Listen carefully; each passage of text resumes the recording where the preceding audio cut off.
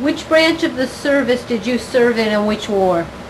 I served in World War II, Southwest Pacific.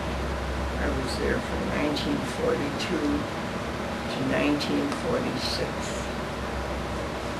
And was that with the Army? Army Nurse Corps. What was your highest rank? I became a captain.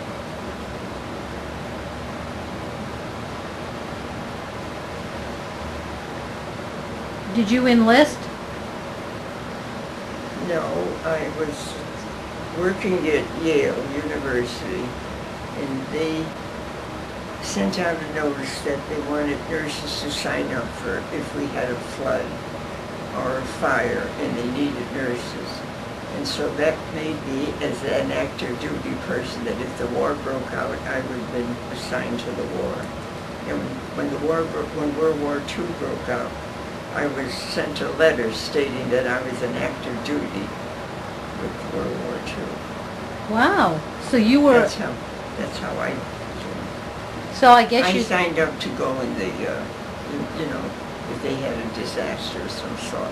Which put you on automatic active duty That's right. when the war began? We got notices by telephone, or they sent us...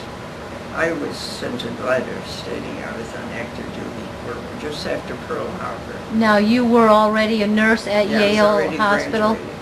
When I graduated from Grace, New Haven, yeah, we went to Yale for pediatrics, and two of the nurses, they asked if they could borrow us to work at Yale, and that's when I stopped working.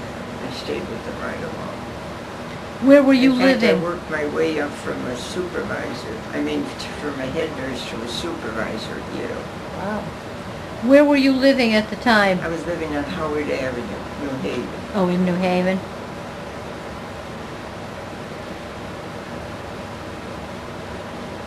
After Pearl Harbor and you got your letter that you were on active duty, where did you go? We went to New Zealand. Auckland, New Zealand. Well, first we went to Camp Stoneman in California. And what was that for? That was for basic training. We were taken out on basic training. What was the basic training like? Terrible. It was very hard. It was very, very difficult. Some of us never did any exercises, and they were only used to bowling or golfing. And all of a sudden we were doing push-ups and mud up to our knees. We'd go on bivouac. Some of us didn't even know how to spell it, let alone going on them. And the drills were very strenuous. They had us doing as much, whatever the men did, we did. We had to go in the gas chambers with masks and, getting us ready for worse off. Wow. How long was the basic training? Well, it's while we were at Camp Stoneman, which we were there about 3-4 weeks. 3 or 4 weeks? We were waiting for orders to go overseas, and everybody was wondering where we were going, with our attention. The first place we arrived was New Zealand. Do you remember the date that you arrived in New Zealand? Well, it was in 42, the beginning of 43 probably.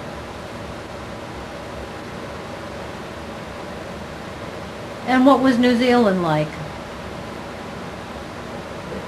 New Zealand, where did you go there? New Zealand was beautiful. We thought we'd see women with thick hair all down, and we didn't know, but New Zealand was beautiful. You go along the roads and there was flowers along the road. It was beautiful there. We were hoping we would stay there. But we were there for about 6 months, and our hospital wasn't ready yet. And so we were upset because we were sitting around doing nothing, and we wondered, why did they send us here? We're not ready, the hospital isn't ready. And the New Zealand sent a note. They wanted us for a reception, a welcoming the new people. They'd meet you on the road and on the street, and they'd say, why don't you come to tea? They had, tea, everything was tea. And we didn't, I was disappointed waiting around, and and they put a notice up that they wanted to have a reception for the American nurses.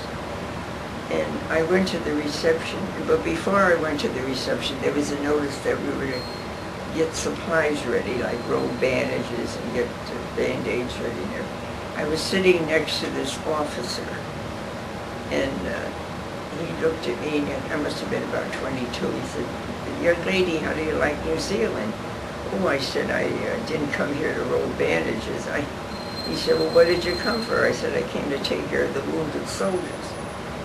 So the next day I was called to the colonel's office, our colonel, and he said, the nurses were going, "Well, what did you say? What did you do, Rose? What the colonel wants to see you." I said, "I don't know." Well, the colonel said, "You gave us an idea. They need nurses badly in Guadalcanal." That was the mobile units they were taking. There was a Mobile 5 and Mobile 8, and they were taking boys from Iwo Jima and Guadalcanal and all the different islands in the Pacific where the boys were wounded. And they needed nurses badly, and of course the corpsmen were really taking care of the wounded soldiers. So he said, "You know, you gave us an idea. We thought we'd get a group of nurses and sent them there, because the other girls were going to kill me, because they were bowling and golfing and horseback riding." And I wasn't aware that I was talking to General MacArthur. That's who you were speaking with? Yeah. Was General MacArthur? Yeah. I guess he's dead now. I don't know. Yeah. Well, anyway, he was sitting next to me. But, you know, they're not to wear their insignias when they're overseas. Right. So I didn't know who it was. He just said, "Young lady, how do you like New Zealand?" And he was just there on touring the place, you know. So the next day, he said, "You know, you were talking to General. He's the one we suggested sending you on further." So we were there about a year, and then we went back to our own unit, and then So you went where for a year? To Guadalcanal? No, we were in Wellington, New Zealand. Wellington? That was closer to the islands, you know. So From you there, stayed in Wellington for a year? Yeah. Then I went to Saipan for 2 years, and that's where I took care of all the wounded soldiers on Saipan. Now, when you were still on Australia, did they finally get the hospital built and you were set up in the hospital? Oh yeah, we set up all in the units. Which hospital was that? Well, they didn't call them hospitals, in Mobile 5 and Mobile 8. That's how it was. You'll see it in the... Uh-huh. So what were you? Mobile 5? I was up between the two. Oh, both of You know, them. we used to help out here and there. We helped wherever it was needed. When we arrived in Wellington, we had a lot of boys that had malaria, and they were terribly sick. You know, they had high temperatures and chills. We worked hard there getting them better. They had to get improved so they could go on further. Okay, now and they would bring them to New Zealand? They would come into Wellington, yeah. Okay. What were some other cases that were typical while you were in Wellington? Did you get battle injuries too, or just disease? No, we didn't get, the nurses weren't injured at all, no. Did you receive any soldiers who had battle injuries? Oh, yeah. So it was malaria and battle injuries? In fact, that's portrait was done by a boy I took care of that couldn't walk. He had a gunshot wound in his spine. And the doctor and I would go, I used to work nights on Saipan, and I couldn't work days because it was so hot. And every morning I'd go to his cot and I'd raise his legs up and down. It was more psychological because he had heard a brother was killed in Germany, and he was very upset. So he decided, oh, I got a gunshot wound, I'll never walk again. But I used to raise his legs up and down. I'd work on him for about an hour every morning. And then he told me later that he was a portrait painter. And he said if you could get some of your friends, if he could get some of his friends to go to the States and get some canvas and oils, he'd be glad to paint me. So those are dog tags. They're 2 of mine, 1 of mine and 2 of my patients. Wow. Because he wanted a necklace and he wanted a blouse, and my mother sent a blouse to me. So he painted. I'll He take did it. it in red, but I didn't want it in red because you get tired of red, so we did it in black. Black. Very It cost my nice. mother about $400 to have it preserved. When he painted it originally, was that blouse in red? Yeah. And you painted over it in No, black? he did it in black. Oh, he did? Oh, yeah, he did it in black. That's it. And I was looking at the map of Germany, and he'd be very temperamental. If it didn't come right, he'd throw the brush. Wow. So after your year in Australia, you went on to Saipan? Yeah. And what was Saipan like? And you were there for 2 years? Saipan was very, we couldn't get there. Outdoor, plumbing outdoor, and Saipan was very rigid. Mud walking up to your knees, it was bad. It was bad living there. So you were there for 2 years, and what was the hospital situation like The there? hospital was built pretty well, we had. And where did you receive the casualties from which From all the different islands. So they would- Guadalcanal, New Caledonia, Iwo Jima. And you said that's where you worked the night shift? Because it was too hot in the day? And I worked the night shift, yeah, I couldn't take the days.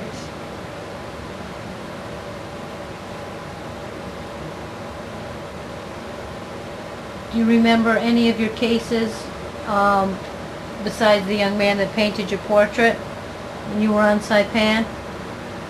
Well, they were boys that had legs amputated. I was on an amputation ward at one time. Boys were injured, lost their legs, arms and everything.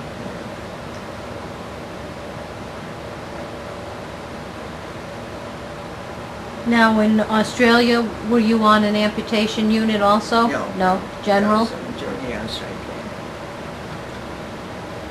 Do you remember any of the officers or supervisors on Saipan? And most of our men were from Yale. They came along with us. None of them were wounded. They were just... I don't remember any of the officers being wounded. Where were the doctors from? They were all, well, you'd meet other doctors, but Yeah. our group, we brought our, I didn't know they tell you that, but we had our own doctors with us. Doctors and x-ray technicians. All from They Yale? were all from Yale. So you actually stayed together with that same We all group did, throughout the war? Yes, we stayed together. Did you know a lot of those people before you left Connecticut? Oh, yeah, some of the doctors I had worked with, yeah. And the nurses too? Nurses, too, yes. I don't think too many are living yet. There's a couple one I heard from just yesterday after she read that article. Wow, she was one of the nurses that was over there That too? was over with me, yeah. All right, then your 2 years in Saipan, where did you go? No, we came home after that. And then, did you come home at the end of the war? Yeah, after World War II.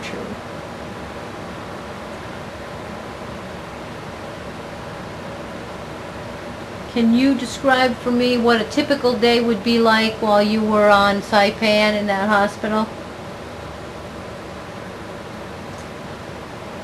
What would you do during the day when you weren't working? You were working almost all the time. It's just, I don't think we had much time to relax. We just, went to most of the time. We didn't do too much. Now, you said it was too hot in the day. You couldn't even rest, it was so hot. Just too hot. You couldn't even go anywhere, it was all... Stay in our cots, that's all. And then... I don't remember going anywhere other than working. Wow. And then at what time would you go into the hospital? Oh, we were there, we used to go in more early, about 7 o'clock in the morning. And then some of us would get through at 3. Some worked 3 to, I worked 11 to 7. 11 at night to 7 in the morning? Sometimes even earlier, I go in maybe at 10, 9, whenever they were busy. And what were your duties as a nurse? What kinds of things would you do? If you were in the amputee ward? We did almost every, in fact, when I worked on the amputation ward, I was even given transfusions and blood work and all that. We did almost everything. The corpsmen taught us a lot. Some of those men did everything. And when we went there, they were upset. See, we went on detached service with the Navy, and the Navy was so busy, and they borrowed some of us. See, let's go in here and there in the islands, you know. And when we got there, the men, I said to the nurses, let's just tell them we're here to help them. We don't want to be in charge. We just do whatever they want us to do. And I happened to work on an amputation ward where one of the Navy boys, he was a med student, and he was very brilliant. And he taught me how to give transfusions. He taught me how to do amputation dressings, you know, like if they were injured here or here. And he taught me a lot, and I respected him, so I used to let him give me orders. I wasn't going to, but they were annoyed that we were going to help them because they thought we were going to take over, especially when they heard it was the air unit.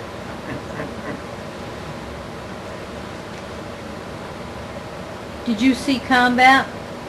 No. You just saw the result of the combat. That's right. Were there any casualties in your unit?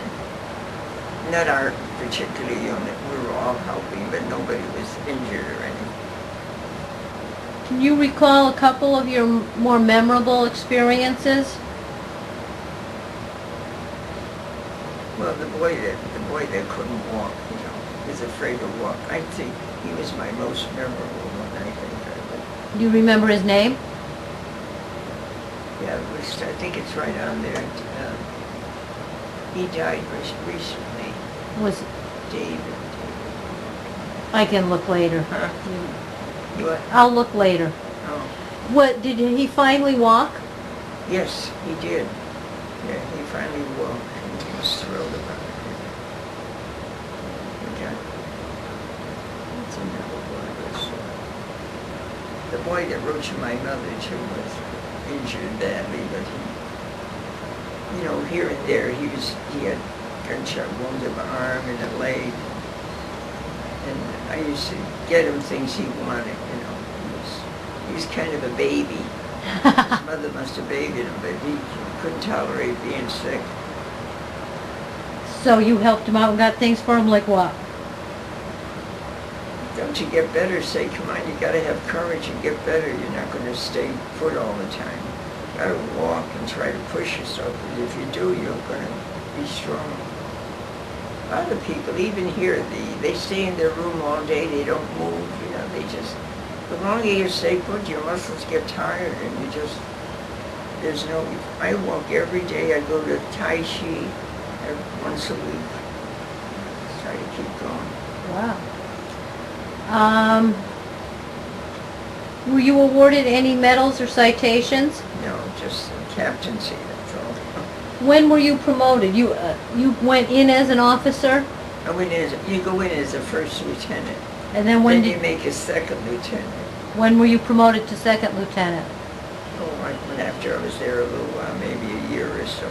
Over in Saipan or Australia? No, I was right at the camps. I wasn't overseas or anything yet. Oh, so you were second lieutenant right here in the United States. When were you promoted to captain? On Saipan. Did they have a ceremony and everything? No, they don't. No, they just gave you your captain bars? You just go on to the office or to the wherever. Once you were promoted, did your responsibilities increase? No, not the same. It's just how hard you worked, I guess that's what they did. I'm going to ask you a few questions about daily life. How did you keep in touch with your family while you were overseas? I used to write to them. They couldn't call us or anything. We just write. We get our mail pretty good. You did? Yeah. And they'd write back, you know. My mother was able to, I sent her we used to communicate by, if we knew somebody was, one of our patients was going home, we would give them the address and, tell them we're all right, don't let them worry about us. Or we'd give them letters. Now, when your patients came to Saipan, was that just a temporary holding for them, and were they transferred to hospitals back in the United They were States? transferred elsewhere. So how long would they stay By the way, I used to go to different areas by plane with the patients.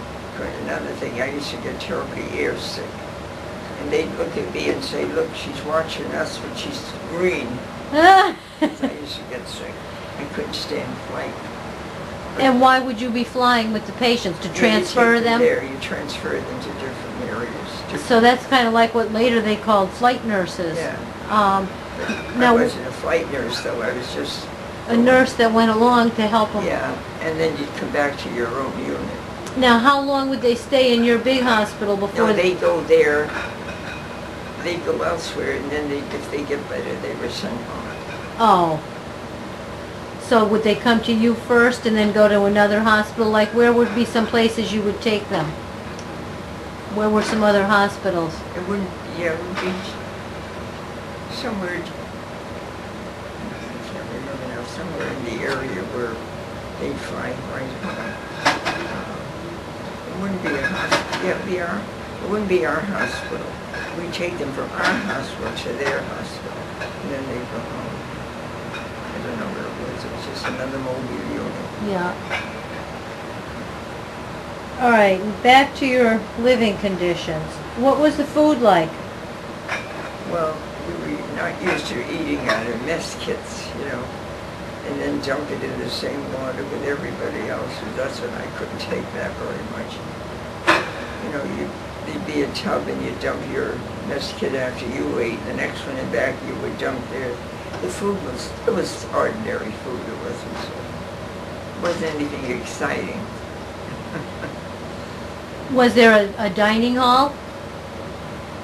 Well, they call it a mess hall. The mess hall, so you had cooked meals? Yeah, they had one of the boys who cooked the meals, somebody that maybe in civilian life was a chef or something.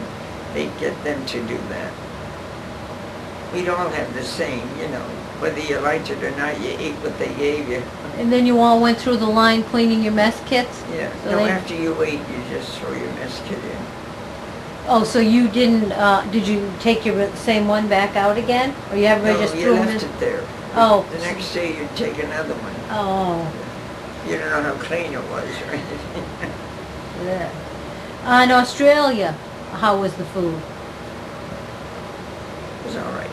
Yeah, it was good. Just like we have here, probably. Was that better living conditions? Well, that was better than, yeah. On Saipan, how big of a unit were you in? Like, how many people would there be with the doctors and the nurses? Well, we were supposed to have 105 nurses, and we went down to about 90, I guess. And the doctors, I think there was 5. See, there was a doctor, like a surgeon, a medical doctor, a dentist. They never could take care of our teeth because they had to take care of the dentist, the boys that were injured, in the mouth. So our teeth were pretty bad when we came back because we weren't eating the proper foods or anything. I know I had to go to the dentist quite many times. I have my own teeth, but still, they're all cavities here and there. I think that maybe about 8 doctors. They were all different, but they all had their own. Did you have enough medical supplies? Yeah, I'd say we did. How were your supplies? Well, of course, we couldn't exaggerate on the supplies. We tried to spare them pretty good. Your bandages and everything. But I don't think we had too much difference in supplies. And the penicillin is all we used for everything. And now I understand they're using it again. I bet you've seen a big change in medicine. Oh, yes. What do you think the biggest change is? How do you think it was back then that's so different today? Well, I think we have more, we're living longer because we have better medications, I think. But I mean, for like antibiotics, the only one we used was penicillin. But we did have aspirin and different things like that. Did they use morphine back then? No, we didn't use much of the morphines. What did they use for painkiller? Sometimes just aspirin.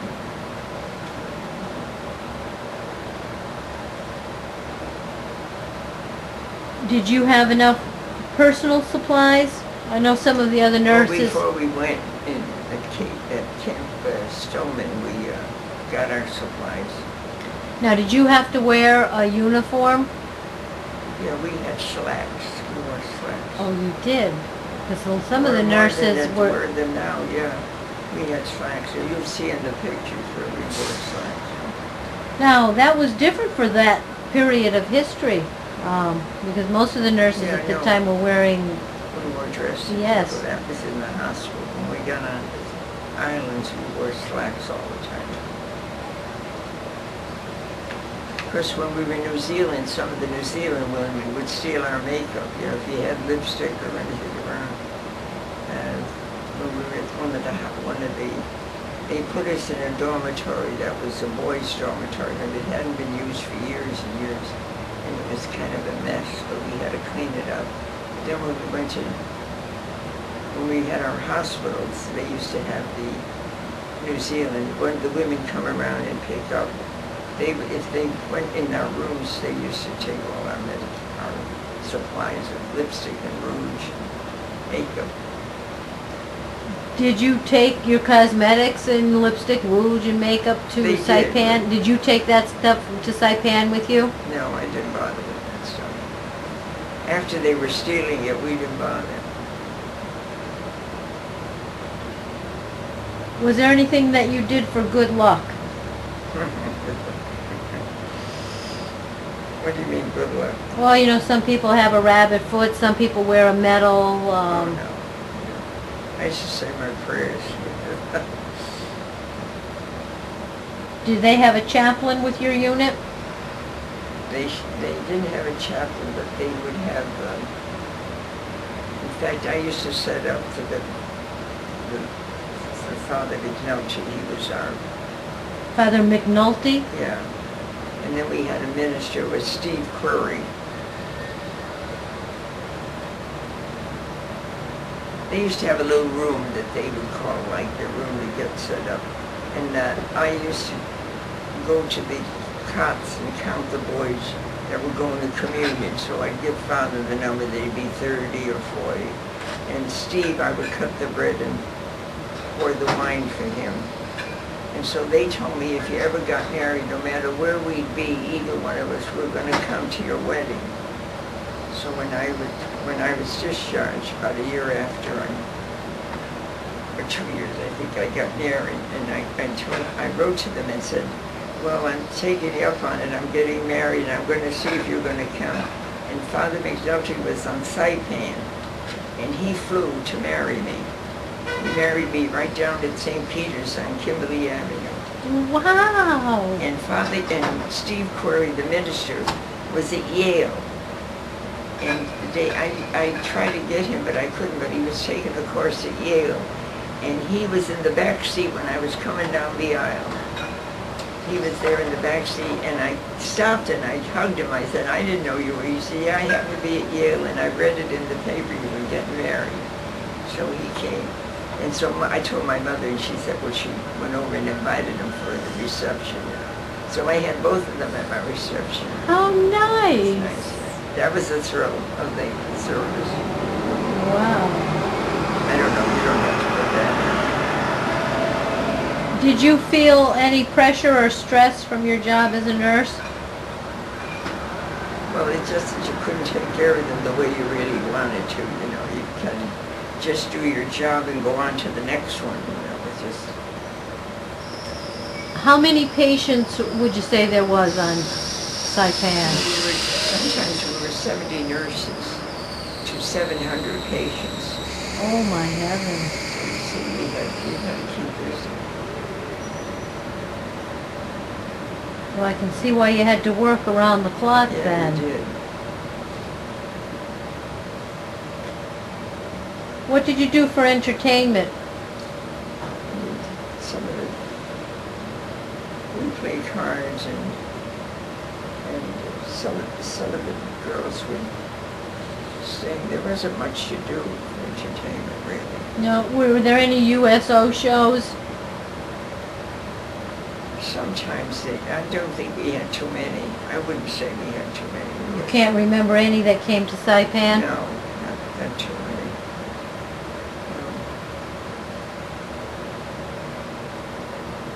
Where did you live in Saipan?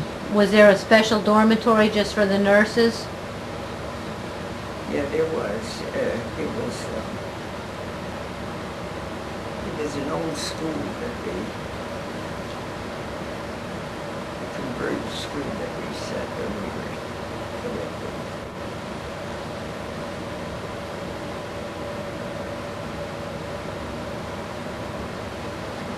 Did you have any Like a leave? dormitory. Yeah, so it was like a dormitory for all the nurses in that one dorm? It was a boys' dormitory, and then they converted it into a nurse. But we did have outside plumbing and everything. We didn't have, it wasn't all, wasn't, Oh, so you didn't have flush toilets? No. Did you have electricity? yeah, we did have electricity, but it never went out. Wow. It wasn't that wonderful living, even no matter where you went, you know, it was just makeshifts. Did you go on leave while you were overseas? I never did, but some of the nurses did come home for a while. And they would come home to the United States if they got Yeah, leave? some of them came for physical trouble, you know, they couldn't take it, and some good nurses weren't capable, so they were told they better go back, you know, they weren't able to. I had a high temperature once, and they wanted to send me home, but it was only because it was under stress, and I wasn't getting enough sleep. And it was so hot, my temperature was up to about 103, and they thought I was coming down with something. But then they said, no, I didn't want to go home. I said, I came well, I want to go home well. I stayed, but I was all right after. I did go somewhere, if I remember correctly, they did send me to a place to rest for about a couple of weeks, and then I was all right. Where was that? Do you remember? No, that was before Saipan. It was in New Zealand. When we first started the war, you know. Yeah. When we first went in service. But I didn't want to go home. I said, no, I came well, I want to go home well. I thought it was just a little reaction from changes from different places. Did you get to travel and see any other places while you were in the service? No. There was nothing to see, really. What was on Saipan? Was there anything else at all on Saipan besides the Naval Hospital? There was a naval hospital, but there wasn't much on Saipan, just work, really. So you didn't travel around on the island? No, I didn't, unless someone else did, but I didn't. Do you recall any particularly humorous or unusual events? No, I wouldn't say so.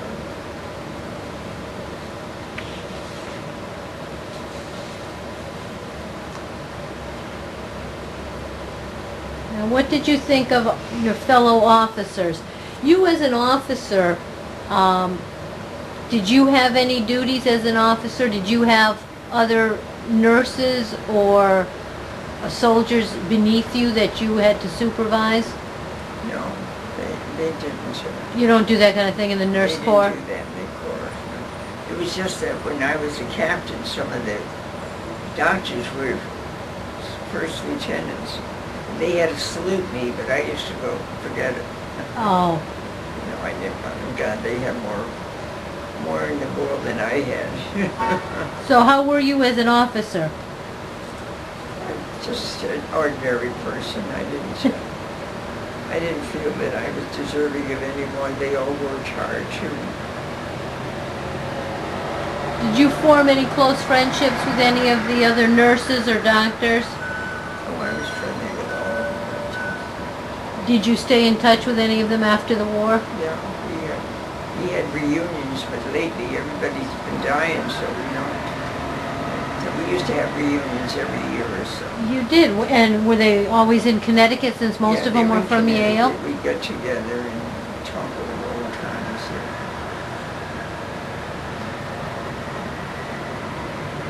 So you stayed in touch with several of those people after the war? Yeah, I talked with a girl just yesterday. She called me when she read my article. I didn't know where she was or anything. She told me she was up in her age, or that she was 90. And how old are you, Rose? I'll be 95 in November. So you're probably one of the few that are left. There's That's probably right. most of them have gone before Oh, you. yeah, quite a few have, yeah. After the war ended, do you remember where you were when you heard that the war was over? Where I was? Yep. I was on Saipan. And how did you hear that the war was over? Oh, God, we all heard it. Did they make an announcement? Yeah, they made an announcement. And what was the reaction like? And then everybody was ready to go home. And I was kind of the last ones. That's why I was there from 46. So they didn't ship you right home? No, they had to ship a few at a time when they had room. And so I was one of the last ones because I had to see the others went along. And I suppose that when the war ended, they had to ship the patients, the soldiers, right. home first. That was first, yeah. We were last. So you were one of the last Americans to leave Saipan? That's right. When There were other girls too, but I don't know who they were. when you got home to the United States, where did you go? Came home here. Where did you fly into when they first brought you? We see the nurses were never honored. World War II nurses were never honored. When we arrived here in Connecticut, nobody met us. Nobody met us, just our families. And then there was going to be a big parade here in New Haven. And they called me to ask me if I would get a group of nurses to march. It was Columbus Day. And I said, you can't get a nurse to move. Nobody met us, and we're not marching. So we didn't march. Because the girls were annoyed that nobody met us. The mayor or the selectmen or whatever they were supposed to be, they didn't bother to meet the nurses. The nurses were never, and that is why that man wrote about me, because it was Nurses Week last week, or the week before. And he decided he'd write the article about what I did in service. What he did write up. Where how did you get to the United States? Did you fly home, or did they come on? We flew. You flew, and where did you fly into? California. California. Yeah, and then from California. Were you discharged from we were California? We were discharged here from there. And did they provide transportation home, or did they just? Yeah, we had a bus that took us home. And no one greeted you but your family. That's, what? and no one greeted you except your family. That's Just terrible. the families we greeted. Yep. What did you do in the days and weeks right after the war when you were discharged? I was going to take a year's rest, and I didn't want to go. I decided I wanted to go downtown to buy some clothes because all I had was a uniform. My mother gave all my clothes away. She said when she comes back she's going to buy new things. So I said to my sister, I don't want to go downtown in uniform. Let me to wear one of your suits. So I wore her suit. I went down to New Haven. And my mother said, if you're going downtown, would you mind paying my telephone bill? So I said no. So I went into the telephone company and I looked around and I said, that's not taking pictures of me, is it? Oh, God, move my hand. I said to my mother, I'll pay your bill. So I went into the telephone company. I looked around and I thought, oh, this looks like a nice place to work. I said, but I don't want to work right away. So I went up to the 8th floor, and of course the 8th floor wasn't where the employment office was. It was on the first floor. But you know, I was kind of still groggy from coming back, and so I went to the 8th floor. This man was on the bubbler. He was taking a drink, and he said, "Young lady, can I help you?" I was looking around, you know, for employment. Oh, I said, "I'm looking for the employment office." Oh, he said, "I'll show you." He said, "I'll tell you where it is." So he called downstairs, and he said, "I have a young lady looking for a job." And he told me to go down to the first floor, and he was the president. So when I went downstairs, he said, so they thought that I knew the president. First it's MacArthur, and then it's the When president. you hear the next, so I get down to the first floor, and the man that was in charge of employment office knew my maiden name, so he said, "Oh," he said, "you're not related to Catherine." Now, Catherine was my sister, and she gave his wife haircuts, and she was the hairdresser. He said, "Oh, I know you very well." He said, "Your sister used to talk about you. You were in service, weren't you?" I said, "Yes." So then he said, "Well, you have to be interviewed by our head nurse." So we called the head nurse, and of course, she was the one that was my supervisor when I was training. Oh my heavens. And she said, "Oh, I know Rose. She's wonderful. She was my best nurse. Let's take her." He said, "We want you working Monday." Monday, I said, "I just got home from the Army."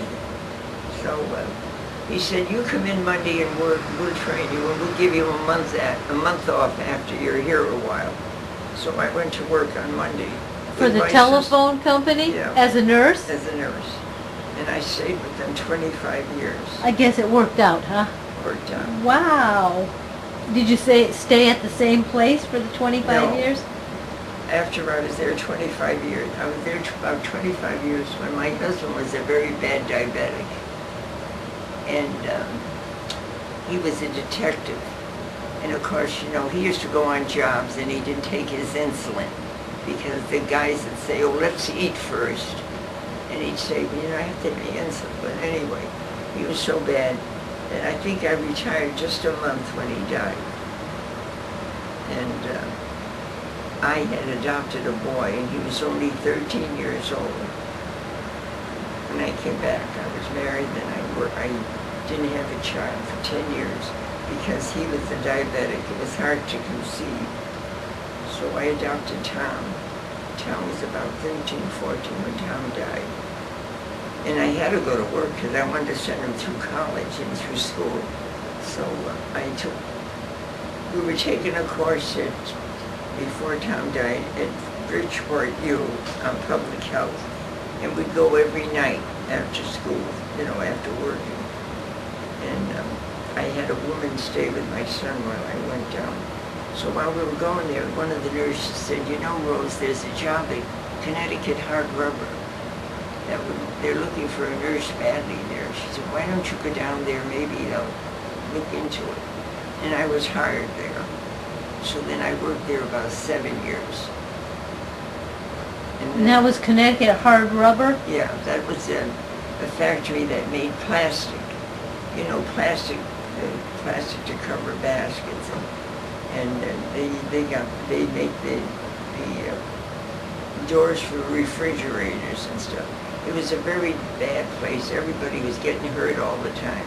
You had to wear a mask and boots when you went into the factory.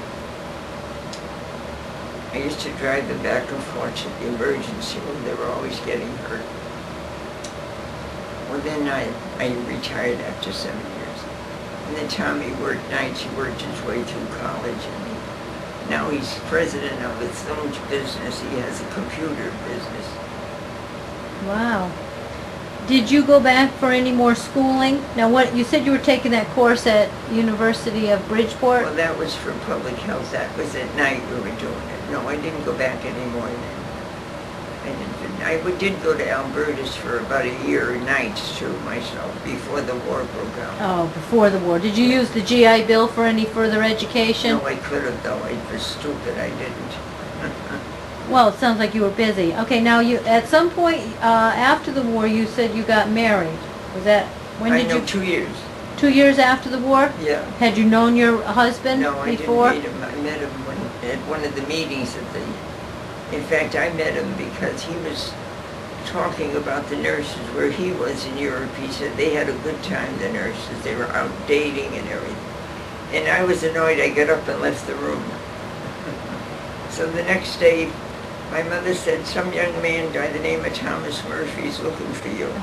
I said, I don't want to talk to him. And so he called 2 or 3 times, and finally it was Valentine's Day. My mother said, oh, give him a break, go out with him and see what he's like. Anyway, so I went out with him. Wow. I said, you can thank my mother for it. Then he gave me my diamond while he was directing traffic downtown. He wasn't a detective then. He said, he pulled me over the side of the road. He said, wait a minute, I got to ask your mother something. So he said to my mother, do you think it'd be nice if I just asked your daughter to become my wife? My mother said, it's up to her. So he said, I have the diamond for her. I said, well, let me think about it. Oh! Wasn't going to take it on church and chapel. That's where it was? Isn't that funny? We had funny things happen. Did you finally straighten them out on how not all the nurses had it so cushy? Oh, I told them all. We weren't where your nurses were. We really worked hard.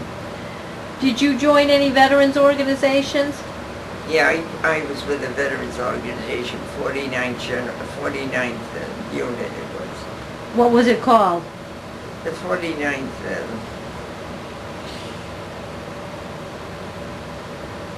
what they call these regiments, what do they call the units? You know. Like the VFW or the American Legion or anything like that? Yeah, it's like the American Legion 49. We have an officer here that's has started meetings. So when he had a girl come and talk to us too, and she had us talk through a mic. Are you still a member? No, I'm not a member now. I think it just, it didn't keep up. No. But we meet here once in a while. He's just a veteran that started it. He hasn't had a meeting lately, but he does get people to talk to us from the veterans. Are there a lot of veterans that live here? There's quite a few, yeah. Did your military experience influence your thinking about war or about the military in general? I always felt like, why should we have wars? We should get along, but this war now that we're in, we shouldn't be in. I don't know what you think about Bush, but I have no use for him. How did your military service affect your life? Well, I think I try to do a good deed every day. I think it made a better person out of me. I don't try not to talk about anybody because life is so short. And living here, I notice it's bad. People talk about it everywhere. It's a shame, really. Rose, I think that you'd probably be like that without your military service. I suspect that's the kind of person you are. To begin with, is there any way that you think the military changed your life? How would your life have been different? I don't know whether it changed me. I think I'd still be the same, but I really feel that we shouldn't fight, we shouldn't have wars, but I think we're going to go on living all the time. Sometimes people can't enjoy their next door neighbor, it's about all I can say about it. Is there anything else that you can think of that I haven't asked you that you'd like to add to this interview? Any other stories or incidents from your... I think you can tell pretty much what went on. Well then, Rose, I'd like to thank you for the interview, and I'd like to thank you for your service. Oh, I don't know if I told you much, but... Yes, you did. And I hope... Wait.